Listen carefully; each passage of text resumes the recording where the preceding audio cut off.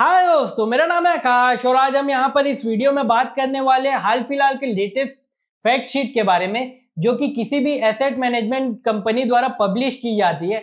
यहाँ पर हम जो आईसीआईसीआई और फ्रैंकलिन टेम्पल्टन के कुछ इंपॉर्टेंट डेटा को उठा के बात करेंगे। आप लोगों के मन में आ रहा होगा कि हम लोग जो है फैक्ट शीट के बारे में बार बार वीडियो क्यों बनाते हैं, तो चलिए थोड़ा समझ लेते हैं। यहाँ पर हमारी बात कर ले और ऐसे कई सारे इंस्टीट्यूशन की जो कि छोटे छोटे हैं, तो उन लोग को जो है उतना बैंडविड्थ नहीं रहता रिसर्च से रिलेटेड।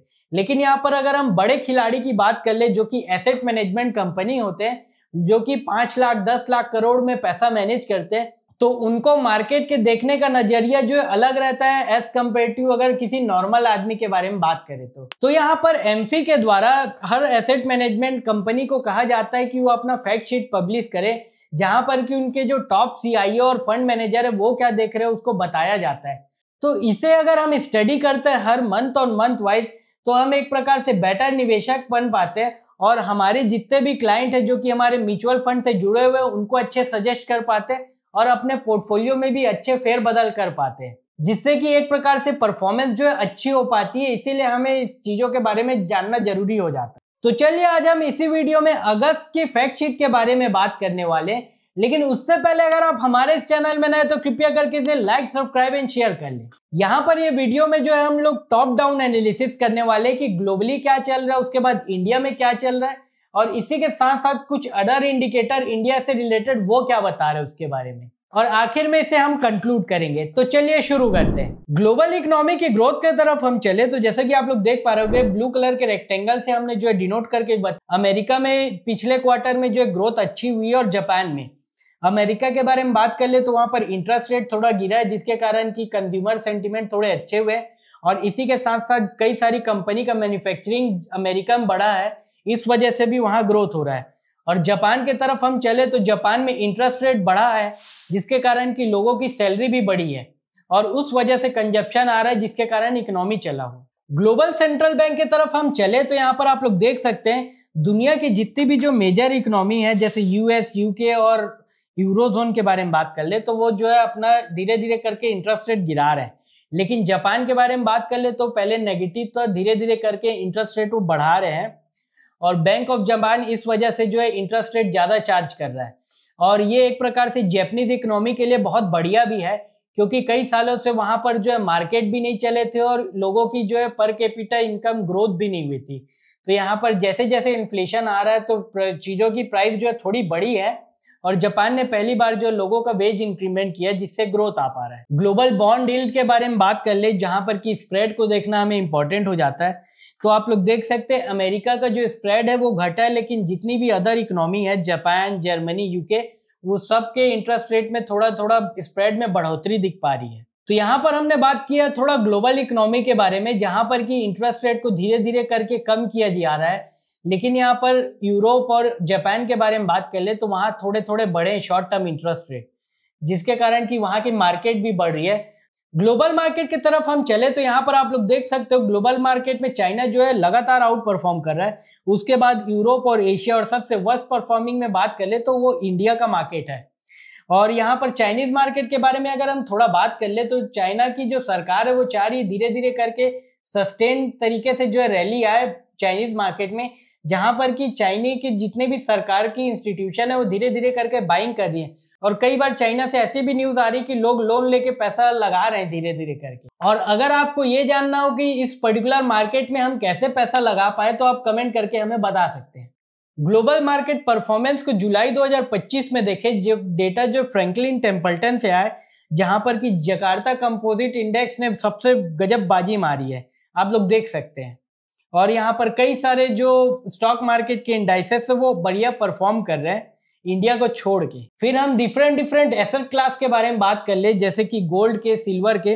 तो सिल्वर का डाटा यहाँ नहीं दिया गया है और मार्केट के डाटा दिए गए हैं, तो आप लोग गोल्ड को देख सकते हैं वो भी कंसिस्टेंटली परफॉर्म कर रहा है। कई बार हमको ऐसा भी लगता है कि गोल्ड में बबल बन गया है करके। तो यहाँ पर हमने बात कर लिया ग्लोबल मार्केट के बारे में और ग्लोबल इकोनॉमी के बारे में, तो चलिए अब हम इंडिया के तरफ चलते हैं। इंडिया के जीडीपी ग्रोथ के आंकड़ों को अगर हम देखें तो जिसको कि हमने ब्लू कलर के रेक्टेंगल से डिनोट करके बताया है, जो कि 7.8 के आसपास बताया जा रहा है, जो कि हाल फिलहाल में ये डेटा आया।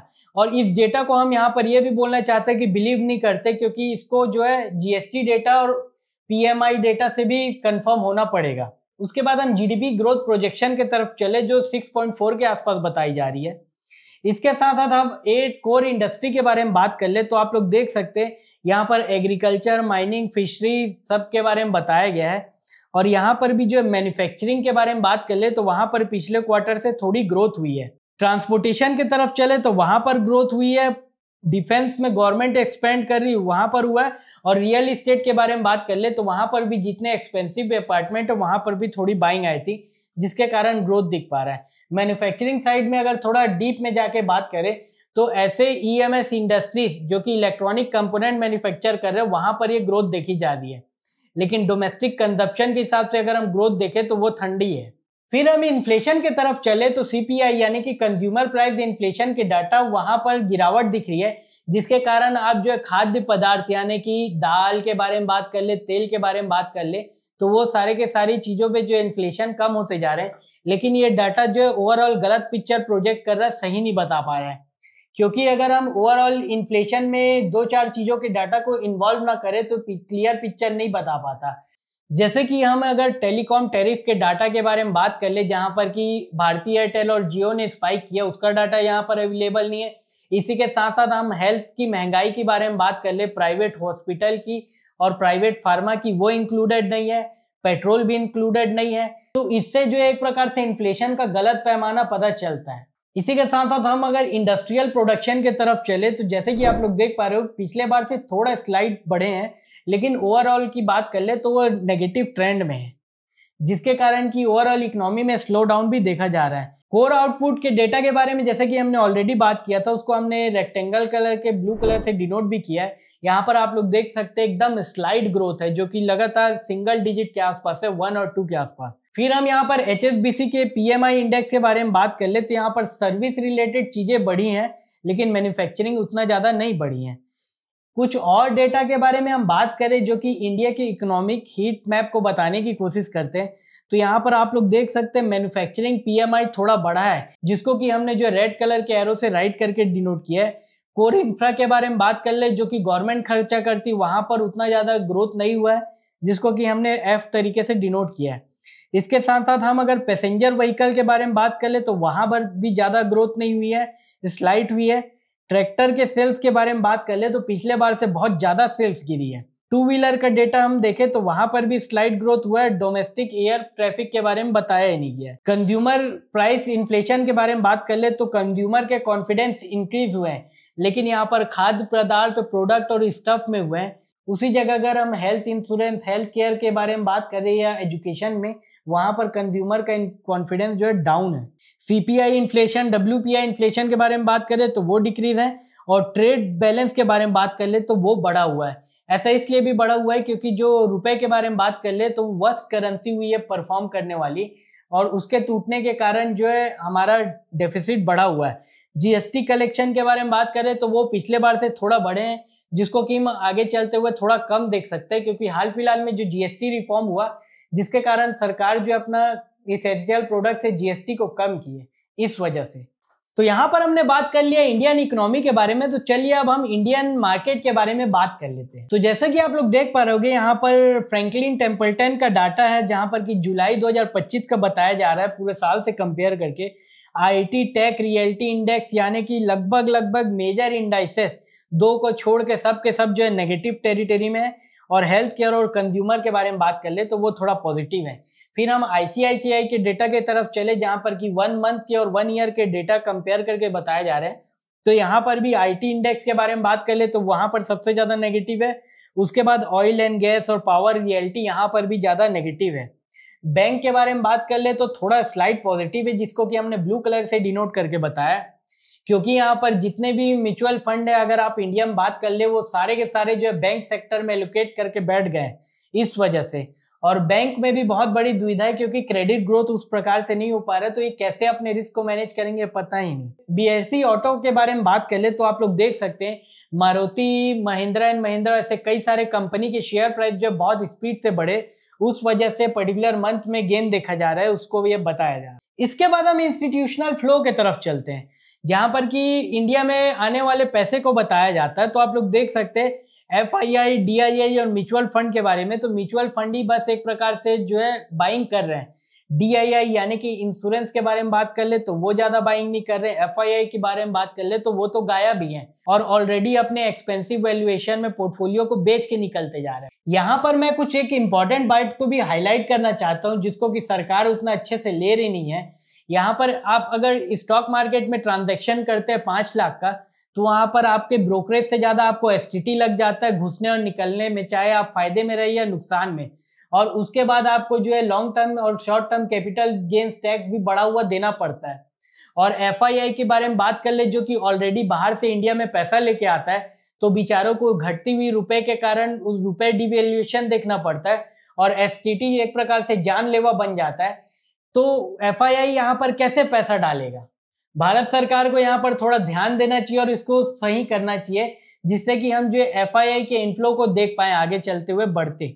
ICICI AMC की एक बहुत प्रोप्राइटरी टेक्नोलॉजी है जो कि बहुत अच्छी है, जो कि एक प्रकार से मार्केट की वैल्यूएशन को बताती है। आप लोग देख सकते हैं इसको हमने 3 बार से बीते ट्रैक किया है, जहां पर कि 2 वीडियो हमने बताया। वहां पर वो वैल्यू जो 117 के पास था, फिर 113 हुआ, फिर अभी के समय हम बात करें तो 111 के आसपास है, जो कि धीरे धीरे करके इक्विटी की वैल्यूएशन के तरफ पॉजिटिव बताते जा रहा है, जो कि एक प्रकार से बाजार के लिए ठीक है। बैंक की लिक्विडिटी के बारे में हम बात करें तो जैसे कि आप लोग देख सकते हैं हाल फिलहाल के समय में RBI ने इंजेक्शन से पुश किया था बैंक की लिक्विडिटी का, तो वो बढ़ते हुए दिख रही है। इसके बाद हम डेब्ट के वैल्यूएशन की तरफ चले तो यहाँ पर भी आप लोग देख सकते हैं एक प्रकार से कॉशन का माहौल है। इसके बाद हम बात कर लेते हैं अदर इंडिकेटर की, जो कि इंडियन इकोनॉमी को देखने के लिए बहुत ज्यादा इंपॉर्टेंट हो जाती है।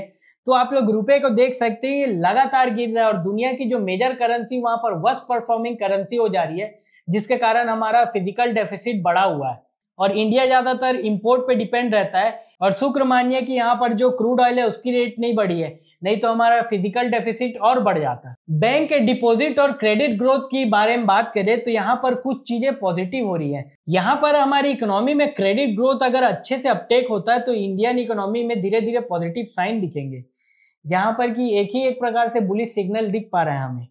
इसके बाद कच्चे तेल के तरफ चले तो आप लोग देख सकते हैं इसके डेटा को।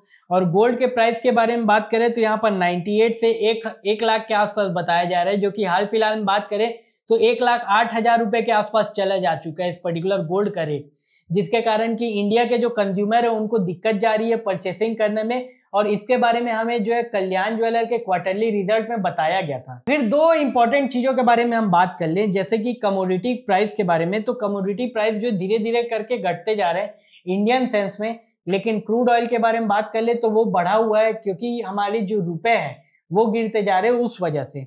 इसके बाद हम फॉरेक्स रिजर्व की तरफ चले तो जैसे कि आप लोग देख पा रहे होंगे लगभग 700 बिलियन डॉलर का रिजर्व है इंडिया के पास, क्योंकि यहाँ पर रुपए की वैल्यू गिरती जा रही है तो इंडिया में रखा हुआ फॉरेक्स जो है बढ़ते जा रहा है।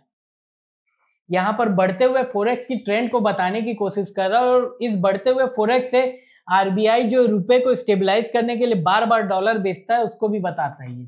तो यहाँ पर इस वीडियो में हमने कई सारी चीजों के बारे में बात किया है, जैसे कि global economy, Indian economy, global market, Indian market, India market के वैल्यूएशन और इंडियन मार्केट में कुछ अदर इंडिकेटर्स के बारे में, जो कि धीरे धीरे करके इंडियन मार्केट में फेवरेबल होती जा रही हैं। और अगर हम ग्लोबल मार्केट्स के बारे में बात करें तो चाइना का मार्केट आउट परफॉर्म कर रहा है। अगर आप इस वीडियो को देख रहे हैं तो कुछ पैसा आप चाइनीज मार्केट में लगा सकते हैं, लेकिन आपको कैसे लगाना है उसके बारे में जानना हो तो आप नीचे कमेंट करके बता सकते हैं। और इंडियन मार्केट के बारे में हम थोड़ा बात करें तो यहाँ पर क्रेडिट ग्रोथ में अपटेक हुआ है, जिसके कारण की स्लाइड पॉजिटिव चीजें होती जा रही है। तो यहाँ पर अगर आप एज अ सिप के निवेशक हो तो आप अपने म्यूचुअल फंड को कंटिन्यू रख सकते हैं, क्योंकि यहाँ पर आपकी NAV की वैल्यू पर्टिकुलर प्राइस में मिलेगी और जब चीजें मार्केट बढ़ेंगी तो आपको ग्रोथ की अपॉर्चुनिटी भी बहुत अच्छी से मिलेगी।